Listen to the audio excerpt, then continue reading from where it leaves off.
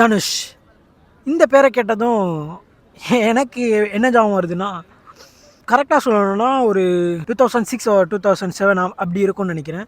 ஒரு set of cinema அப்படியே அதாவது கமர்ஷியல் சினிமா மட்டும் பார்த்துட்டு இருந்த எனக்கு, அப்படியே ஓவர் நைட்ல ஒருத்தன வந்து புரட்டி போட்டு, இந்த மாரியும் சினிமா இருக்கு அப்படின்னு பார்க்க வச்சது வந்து தனுஷ் தான். ஸோ தனுஷ் அப்படின்னு சொன்னாலே எனக்கு பல மெமரீஸ் இருக்கு. கமர்ஷியலா ஒரு படத்த பார்க்கறதுலேருந்து ஆர்ட் ஃபார்முக்கு என்னைய கன்வெர்ட் பண்ணது வந்து, எனக்குள்ள இப்படியும் ஒரு சினிமா இருக்கு அப்படின்னு பார்க்க வச்சது வந்து புதுப்பேட்டை படம். தனுஷ் வந்து இப்ப 2 நேஷனல் அவார்டு வாங்கியிருக்காரு. ஸோ அத பத்தி தான் இப்ப நம்ம பேச போறோம்.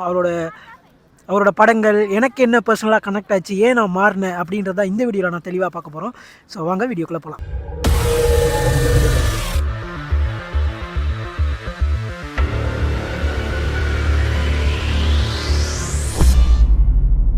என்ன மேட்டர்னா, ஒரு 2006 ஆர் 7 இருக்கும். ஒரு நாள் லீவ்ல என்ன பண்ணேன், ஹாஸ்டல் படிச்சுட்டு அந்த லீவ்ல ஏதோ வந்திருந்தேன். சம்திங் எனக்கு தெரியல அப்ப.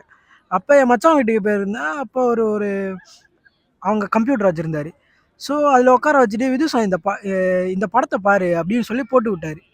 என்ன படம்னா, புதுப்பேட்டை. அதுவரைக்குமே எனக்கு வந்து சினிமா வந்து கமர்ஷியலா தான் நான் பார்த்துட்டு இருந்தேன். ஓகே, இதுதான் சினிமா அப்படின்னு நான் பார்த்துட்டு இருந்தேன். இந்த புதுப்பேட்டை படம் பார்த்ததுக்கு அப்புறம் ஒரு ஆர்ட் ஃபிலிம்னா என்ன அப்படின்னு ஓவர் நைட்ல ஒரு செட் ஆஃப் ஃபேனா இருந்தேனா அப்படியே கன்வெர்ட் ஆன தனுஷ்க்கு. என்னால அந்த அந்த நாள வந்து இன்னும் எனக்கு நல்ல ஞாபகம் இருக்கு. அந்த படத்த பார்க்குறேன். அப்பதான் தனுஷோட நெறைய படம் பார்த்திருக்கேன். ஆனா எனக்கு அது வரைக்கும் கனெக்ட் ஆனதே இல்ல. இந்த படத்த பார்க்கும்போது எனக்கு என்ன தோணுதுன்னா, என்ன அறியாமலே ஒரு feel.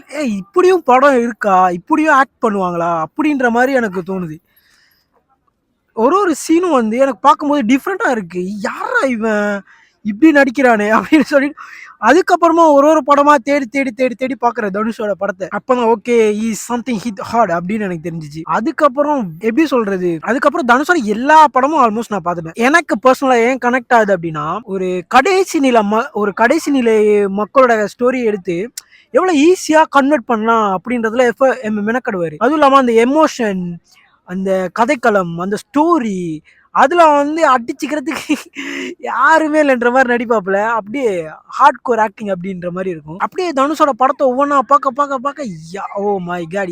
Is born for acting அப்படின்ற மாரி எனக்கு தோணுச்சு. இப்ப நினைவு தெரிஞ்ச வரைக்கும் சினிமாவ வந்து நான் ஆர்ட் ஃபார்மா பார்க்க கத்துக்கிட்டேன். அதுக்கு போட்ட விதை வந்து யாருன்னா நம்ம தனுஷ் தான். புதுப்பேட்டை படம் வந்து இன்னுமே கூட நான் ஒரு கிட்டத்தட்ட ஒரு 20 வாட்டி கிட்ட பார்த்துட்டேன். 20 வாட்டி 25 டைம்ஸ் அதுக்கு மேலேயே பார்த்துட்டேன்.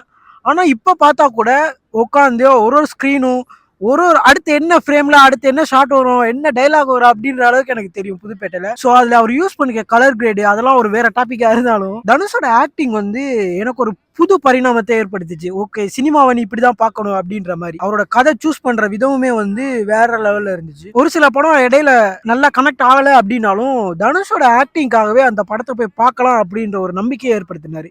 அப்படி நிறைய படம் சொல்லலாம். எனக்கு பர்சனலா ஹிட்டான படம் அப்படின்னு கேட்டீங்கன்னா, மயக்கம் என்ன, கொடியெல்லாம் ஃபர்ஸ்ட் டைம் தனுஷ் வந்து அப்பதான் டபுள் ஆக்டிங்னு இன்ட்ரோடியூஸ் பண்றாங்க. வேற level.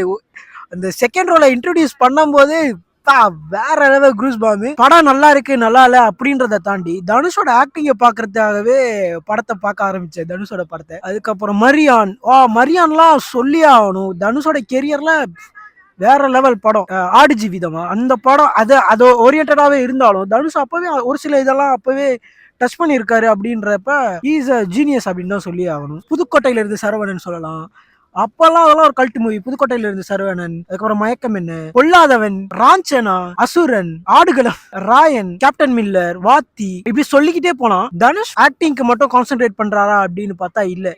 Is a good producer. அவர் ப்ரொடியூஸ் பண்ண படங்கள் எல்லாமே பாருங்களேன். காக்கா முட்டை, அதுக்கப்புறம் விசாரணை, இதெல்லாம் அவர் சூஸ் பண்ற கதை மட்டும் இல்லாம அவர் ப்ரொடியூஸ் பண்ற படங்களுக்குமே கதைக்கு இம்பார்ட்டன்ட் கொடுக்க ஆரம்பிச்சாரு. அதுக்கப்புறம் இஸ் அ லிரிசிஸ்ட், பாட்டு எழுதுறவரா இருந்திருக்காரு, பிளேபேக் சிங்கரா இருந்திருக்காரு, ப்ரொடியூசர், ஆக்டர், டிரெக்டர் அப்படின்னு பல பன்முகத்தன்மையும் கொண்டிருந்தாரு. இப்ப எனக்கு வந்து ஒருத்தர் நல்லா இருக்கான், ஒருத்தர் நல்லா நடிக்கிறான், நல்ல பன்முகத்தன்மை இருக்கு அப்படின்றத தாண்டி ஒருத்தன் ஒண்ணுமே இல்லாத டைம்ல நான் அவனுக்கு ஃபேனா இருந்திருக்கேன் அப்படின்றப்ப எனக்கு ரொம்ப பெருமையா இருக்கு. அப்பத்துல இருந்தே ஒரே ஒரு டைம் தான் ஓவர் நைட்ல நான் வந்து தனுஷ் ஃபேன் ஆனேன் அப்படின்றத என்னால மறக்க கூட முடியாது. ஆனா அப்பத்துல இருந்து இப்போ வரைக்கும் தனுஷோட கேரியர் பர்சனல் திங்ஸை விட கேரியர் வந்து இஸ் டாப் நாச் அப்படின்னு தான் சொல்லி ஆகணும். Is born for film maker and actor அப்படின்னு தான் சொல்லணும். தனுஷோட 3 படம்லாம் ஃபர்ஸ்ட் பார்க்கும்போது சில பேருக்கு இன்னுமே மிக்ஸ்டான ரிவ்யூ இருந்தாலும் கூட அந்த ஆக்டிங் வந்து அப்ப புதுசா இருந்துச்சு. அவர் நடிக்கிற படம் வந்து நேஷனல் அவார்டு வாங்கணும் அப்படின்றதுக்காக நடிக்கிறாரா இல்லையா அப்படின்றத தவிர அந்த ஆள் நடிக்கிற ஒரு ஒரு படத்துலயுமே ஒரு ஒரு வித்தியாசமான ஒரு யதார்த்தமான ஒரு ஒரு மனுஷன், ஒரு கடைக்கோடியில இருக்க ஒரு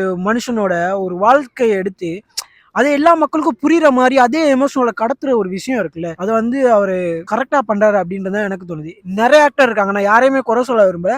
பட் இதுல ஸ்பெசிபிக்கா எனக்கு பிடிச்சது வந்து தனுஷ். அதனால நான் சொல்லிக்கிட்டு இருக்கேன். ஹாலிவுட் போறாரு, நடிக்கிறாரு அப்படின்றத தாண்டி நம்ம கிட்டே ஒரு ஜேர்ம் ஒன்று இருக்கு.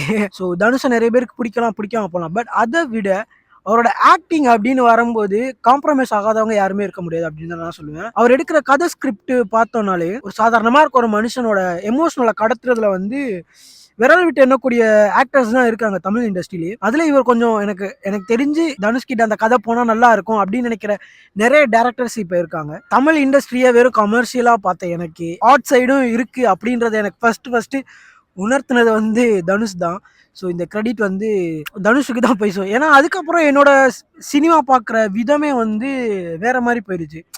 ஸோ இந்த மாஸு, அதுக்கப்புறம் இந்த எப்படி ஸ்லோமோ இதெல்லாம் போட்டு இந்த பிக் ஸ்க்ரீனில் இதை பார்த்தா தான் சினிமா அப்படின்றத தாண்டி ஒரு ஆர்ட் சைடு இதுதான் சினிமா அப்படி இந்த மண் சார்ந்தும் மக்களோட எமோஷனலை சார்ந்தும் ஒரு படம் வருது அப்படின்னா அதை வரவேற்கத்தக்கிறது ஒரு குறைஞ்ச சதவீதமாக தான் இருக்குது. ஸோ அப்படி என்னை பார்க்க வச்சது வந்து தனுஷன் தான் சொல்லுவேன். 2 நேஷனல் அவார்டு வந்து அனௌன்ஸ் பண்ணியிருக்காங்க. ஸோ ராயன் அப்புறம் கேப்டன் மில்லர். ஸோ கொஞ்சம் சந்தோஷமா இருந்தாலும் இந்த படம் நேஷனல் அவார்டுக்கு வர்த்து இல்லையா அப்படின்றத தாண்டி நிறைய கருத்து விமர்சனம் எல்லாருக்கும் இருந்தாலும், ஏன்னா இது கூட ரிலீஸ் ஆன நிறைய படத்துக்கு வந்து நேஷனல் அவார்டு வந்து அனௌன்ஸ் பண்ணல அப்படின்னு சொல்லி நிறைய கருத்து விமர்சனம் இருக்கு. ஸோ இந்த படம் வர்த்து இல்லையா அப்படின்றத தாண்டி தனுஷ் வந்து ஒரு ஒதுக்கி வைக்க முடியாத ஒரு ஆக்டர் அப்படின்றதுல எந்த ஒரு மாற்று கருத்துமே இல்லை. என்னோட சினிமா பார்க்குற விதத்தை வந்து மாத்தினது அந்த ஒரு நைட்டு தான். என்ன ஆலியா எப்படியா நடிக்கிற அப்படின்னு தான் நான் பார்த்து வியந்தேன். இந்த காரணம்லாம் தான் நான் வந்து தனுஷ் ஃபேனா மாறினதுக்கு ஒரு ரீசன். ஸோ என்னைய மாதிரி நீங்களும் ஒரு தனுஷ் ஃபேனா இருந்தீங்கன்னா ஏன் தனுஷ் ஃபேனா நீங்க என்ன காரணத்துக்காக தனுஷ் ஃபேனா இருக்கீங்க அப்படின்றத கீழே மறக்காம கமெண்ட்ல சொல்லிட்டு போங்க. தனுஷோட எந்த படம் உங்களுக்கு பிடிக்கும் அப்படின்றதையும் கீழே மறக்காம சொல்லிட்டு போங்க. தனுஷ் வந்து 2 நேஷனல் அவார்டு வாங்கியிருக்காரு அப்படின்றப்ப ஒரு தனுஷ் ஃபேனா எனக்கு வந்து சந்தோஷமா தான் இருந்துச்சு. கீழே மறக்காம உங்களோட கருத்துக்களை எனக்கு தெரிவிங்க. அடுத்த இன்னொரு சுவாரஸ்யமான வீடியோட நான் உங்களை வந்து சந்திக்கிறேன். அது வரைக்கும் stay tuned, be care, by.